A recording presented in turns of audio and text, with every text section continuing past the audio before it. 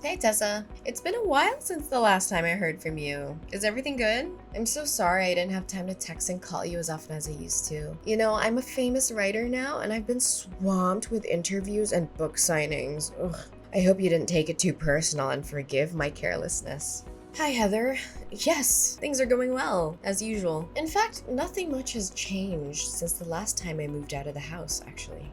I'm surprised you brought that up. Are you still holding a grudge against me for marrying your ex-husband? It's been years, sis. You should be able to forgive me by now. We're family after all. I wish it were that easy.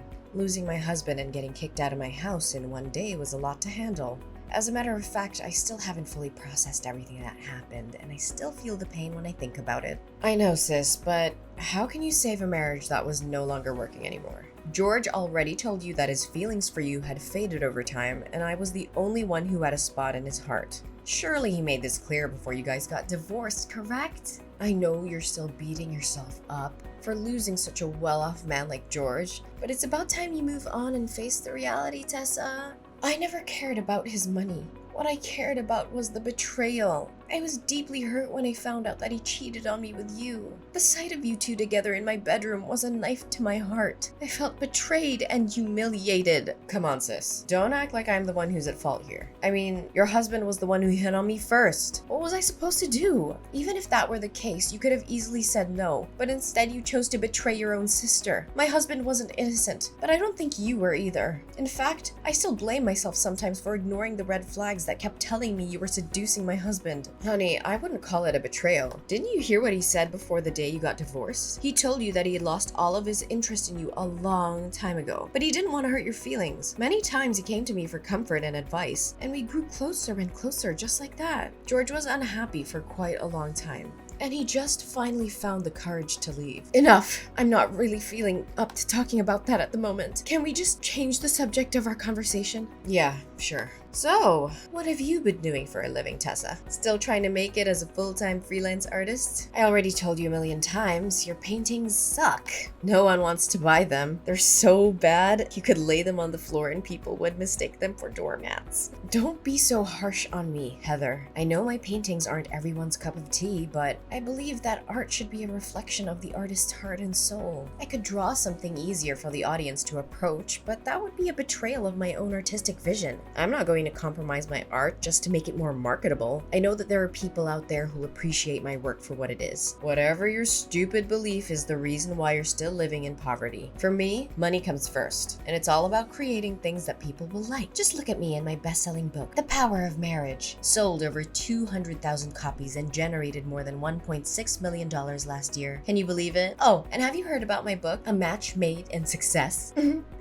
It's a memoir about my marriage to George, and it was just published last month. It's already sold a couple of thousand copies, and I'm really excited about it. Yes, I've heard about those books, and you've also written many other famous marriage books. I just thought it's quite ironic that someone who has sabotaged other people's marriages would write about the principles for a strong and lasting relationship. Hey, are you referring to me, Tessa? I can see that you're still struggling to conceal your jealousy of my successful and wealthy life. It must be hard to see someone like me living the good life while you're stuck in your destitute existence. I guess it must be tough raising Gabriella all by herself, huh? At least George still gives you some pity money every month to keep you and Gabriella from the verge of hunger. So, you're finally showing your true colors, huh? Well, let me tell you something.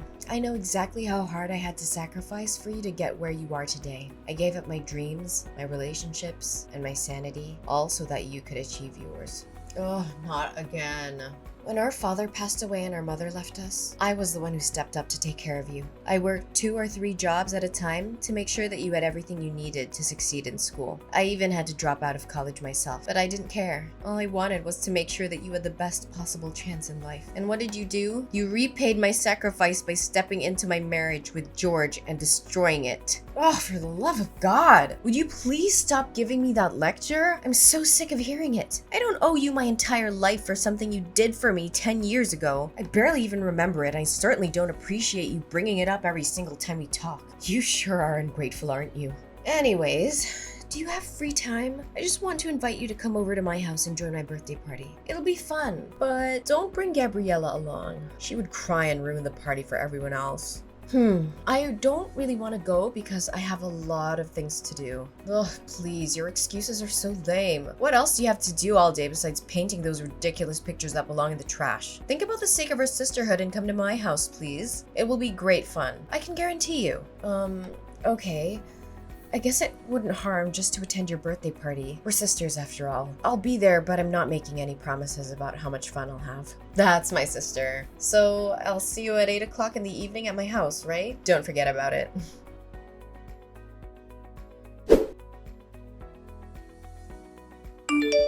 What was your intention of inviting me to your dinner party last night? You treated me like my presence wasn't even important. You called me your housekeeper and made me slave away for you and your guests. What was that all about? I'm not sure if you were trying to be funny or if you were just being mean, but either way, it was really hurtful. Tessa, really, could you think rationally for just a little bit? How can I call you my sister when you're so impoverished? I mean, judging by the way you dressed yesterday, I can only guess those outdated garments were bought at a thrift store or a garage sale. It's embarrassing to be seen with you in public. You don't even deserve to be my housekeeper. What? How can you say that about your own sister? Are appearance and money truly that important? What else could be more important? I mean, look at how my friends dress and look. They're all from wealthy families, have high social status, or are celebrities. If I claimed you as my sister, they'd laugh at me in my face and then shun me. You wouldn't want that to happen to your own sister, would you? But why didn't you give me a heads up? Instead, you made me a laughingstock in front of your friends. Well, it's not like you would find anything more decent to wear even if I told you about my friends in advance. But thanks for coming anyway. You were very helpful at cleaning after the party. I was so concerned because my current housekeeper asked for a sick leave and I couldn't find anyone better to replace her. So you called me up just so I could do the work for your housekeeper? Well, I'm not surprised by your actions anymore. After all, you've already stolen my husband and belittled my chosen profession. What else couldn't you possibly do to hurt me? One thing I'm a little concerned for you though. Concerned for me? Why would you be concerned for me? I have everything I could ever want. I'm at the top of my career. I own your former house and your wealthy ex-husband, and I'm living the best life imaginable. What could possibly be wrong? Well, I'm just interested to see how the audience will react when they find out that your marriage is not as perfect as it seems. Will they be disappointed? Will they be shocked? I can't tell for sure. What do you mean when saying that my marriage isn't perfect? We are both incredibly successful people. I'm a world-renowned writer, and George is a household name who earns over $500,000 per year. What could possibly go wrong with my marriage? Well, I'm not trying to be nosy, but I found out yesterday that you and George are sleeping in separate rooms. I don't have to be a psychologist to know that sleeping apart can be a sign of troubled marriage, or even a marriage that's on the verge of dying. Am I correct about that? What? How dare you break into my room without my permission? I'm sure you were looking for something to take from my house. What? I may have some financial problems, but I'm certainly not a thief. You were the one who told me to clean the entire house before the guests arrived. Remember? I only did what you asked me to do. Oh yeah, I told you that. But it's understandable that every marriage has its ups and downs. My marriage with George is no exception. We've had a few arguments lately and we're not talking to each other right now. But that doesn't mean our marriage is on the verge of dying like you said. The condition of the master bedroom is a clear indication that it hasn't been used in a long time. The air is stale and musty. The floor is covered with a thick layer of dust, and there are cobwebs in the corners. The windows are also smudged with dirt. Just admit it, you and George weren't sleeping together for years. Why do you have to keep pretending that you have a happy marriage? We both know that's not the case. You're not fooling anyone. It's my family business. Don't stick your nose into it. I'm sure your audience will be devastated to learn that the power couple, an impeccable marriage they look up to, is nothing but a complete sham. I'm sure the press will be thrilled after I reveal to them this hot topic. You! How dare you threaten me like that? No, I mean, Tessa, why should you ever rat out your own sister? Really? I've made a great fortune and achieved fame from selling those books. If anyone ever finds out the truth about my marriage with George, my reputation will be ruined and I'll be ruined with it too. I'm begging you, Tessa, please don't tell anyone about this. Just a few minutes ago, you were raising your voice at me, calling me your housekeeper, and belittling me for my financial status. What's the reason for your sudden change in your behavior? Well, Tessa, you know I didn't mean what I say. In fact, you already knew that I'm a person who always speaks without thinking about the consequences of my words. Please, Tessa, just forgive me this one time. I'll swear I'll treat you better the next time we meet. You have my word. I don't know, Heather. You've done me wrong over and over again. I don't know if I can still put my trust in you after all of this. I know I messed up, and I'm so sorry for what I did. I know that it doesn't make it right, but I hope you can forgive me. You know that you're the only one I can count on. Other than you, I have no one else. Please, Please, Tessa, spare me this time. Okay, I let you go this time, but I'm warning you. If you do this to me again, I'm done. I can't keep forgiving you for breaking my trust. Thank you, Tessa. I know that you're my dearest sister in the world and you would never do anything to harm me.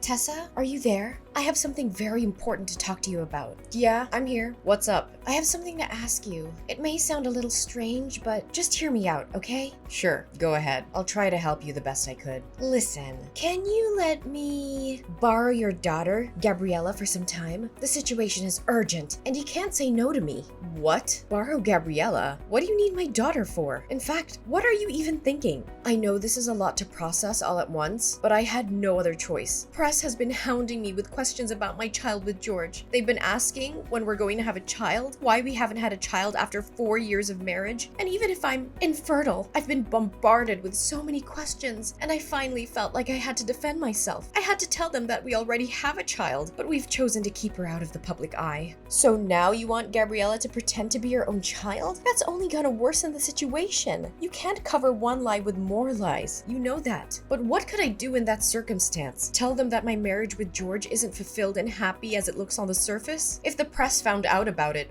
my life would be a complete disaster. I've worked so hard for my career. I've built everything I have from the ground up. The fame, the money, the spotlight, everything I own would dissipate in just a blink of an eye. How can I live with that? I don't know, Heather, but this is just too much. Gabriella is my daughter, and I love her more than anything in the world. I just can't hand her over to you like a merch. Oh, sister, don't make it sound so complicated. I'm just gonna borrow Gabriella for the press release of my upcoming book. After that, I'll let her back into your arms, safe and sound. In fact, after appearing at my press release as my daughter, Gabriella will become famous just like me. With her newfound fame, she'll be able to earn a lot of money and sign contracts with large brands. This'll turn you and your daughter's destitute life into something that's worth living. Don't try to bait me with money. You know that I'm not a materialistic person like you. Besides, Gabriella doesn't need the kind of fame that is based on lies. She deserves to be famous for her own merits, not because of someone else's deception. I don't want her to end up like you, living a life that is based on falsehood and manipulation. I know, but at least help me out this time, if you still consider me your sister. Look, if you don't lend me a helping hand this time, my whole career and everything I put effort into will go down the drain. Do you actually have a heart to see everything I've worked for get destroyed right in front of my eyes? Look, if you don't agree to my plan, then I have no reason to exist in this world anymore. What are you saying, Heather? Please don't think about doing anything stupid. You still have a whole life ahead waiting for you. Just divorce George and rebuild your happiness from scratch. You still have plenty of time. You're still young. Are you crazy? I can't give up the fame, money, and glory that I'm possessing. It's the most ridiculous thing I've ever heard. If you don't agree with my plan, it's all over. Don't break my heart into a million pieces. You know I only have you and Gabriella as my flesh and blood relatives. So you agree to do as I say. Come on, I'm only borrowing Gabriella for 1 day. I'll have her back to you before you know it. All I'm gonna do is introduce her to the audience and have her practice answering some questions for the press. I just need her to convince everyone that I'm her mother. I promise I won't do anything to harm her. I just need her help for 1 day, and then she'll be back with you. Okay then, if you insist. That's my sister.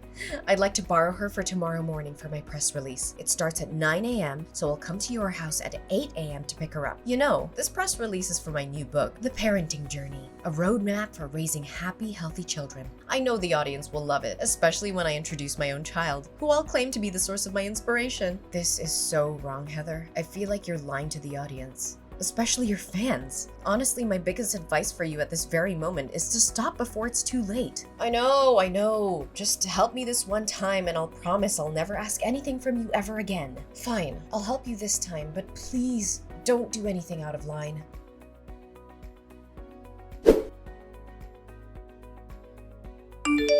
Heather, where are you and Gabriella? I've been waiting for you the whole day. You said you were gonna return Gabriella to me by 1 p.m. Didn't you receive my innumerous texts and calls? I'm sorry, Tessa, but Gabriella is staying with me. She's such a bright kid, and the audience fell in love with her immediately. Did you know that just today, my new book has sold a couple of thousand copies? It's thanks to Gabriella. Tessa, I think I'm gonna keep her around. Will you let her stay with me? No! She's my daughter. How can I let you keep her? Oh, come on, Tessa. Do you honestly think that you're giving her the life she deserves with your scanty income? I, on the other hand, have a solid financial footing that I can guarantee you that I'll take a better care of her than you ever did. I promise Gabriella will be showered with fame and money when she's become my child. There's no way she's gonna agree with your stupid idea. She knows very well that I'm her mom and she will insist on coming back to my arms. Ugh, Heather, she's a 2-year-old kid. She can't decide for herself. Besides, I'm already at the airport. Me and my husband and Gabriella are heading to another country where you can't find me. Don't worry, I'll send you a couple of pictures of your daughter every now and then.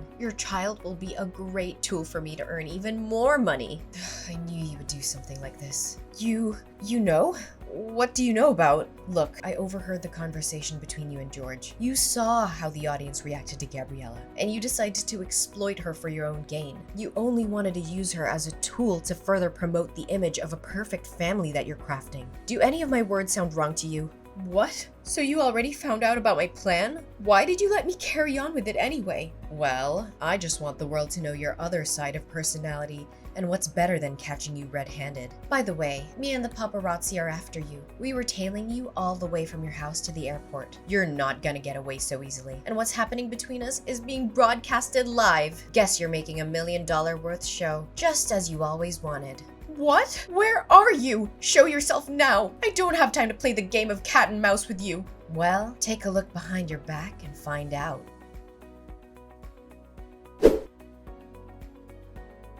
Heather was shocked when she saw me in a crowd of paparazzi chasing after her, demanding answers. Everyone now knew the truth about her so-called happy and successful family. It was all a lie, a carefully crafted facade to make money. In reality, Heather and her husband George hadn't spoken to each other in years. She'd found out he'd been cheating on her with another woman, and she had been too humiliated to tell anyone. Now, the truth was out, and Heather was facing the consequences. Her books were being boycotted, her reputation was in ruins, and she was being sentenced to 3 years in prison for kidnapping.